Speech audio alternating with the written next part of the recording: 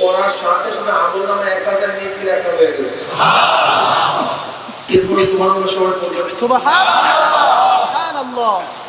একবার সুবহানাল্লাহ পড়ার সাথে সাথে আমলনামার থেকে 1000 গুনাহ ঝরে গেছে। এই সুবহানাল্লাহ পড়ার সাথে সাথে আসমান জমিনের খালি জায়গা নেকে পূর্ণ হয়ে গেছে।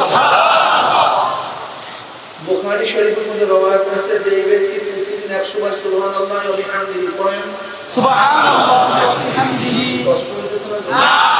পড়েন তো সুবহানাল্লাহ ওয়া বিহামদিহি। আবার পড়েন সুবহানাল্লাহ ওয়া বিহামদিহি। সুবহানাল্লাহ ওয়া বিহামদিহি 100 বার পড়বে, অথবা 100 বার সুবহানাল্লাহ 100 বার আলহামদুলিল্লাহ পড়বে।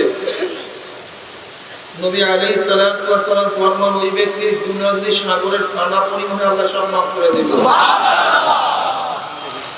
বুখারী শরীফে শেষই করছেন ওয়ান আবি হুরায়রা রাদিয়াল্লাহু তাআলা قال قال رسول الله صلى الله عليه وسلم كلمتان حبيبتان الى الرحمن خفيفتان على اللسان ثقيلتان في الميزان সুবহানাল্লাহি ওয়া বিহামদিহি সুবহানাল্লাহি আযীম।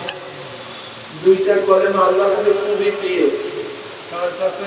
আল্লাহর কাছে। আল্লাহর কাছে প্রিয় অর্থ কি?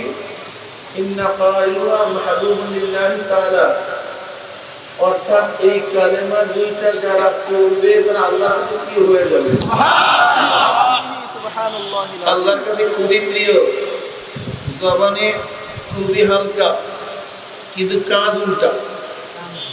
জবানে হালকা কিন্তু কিয়ামতের ময়দানে মিজানে ভারী।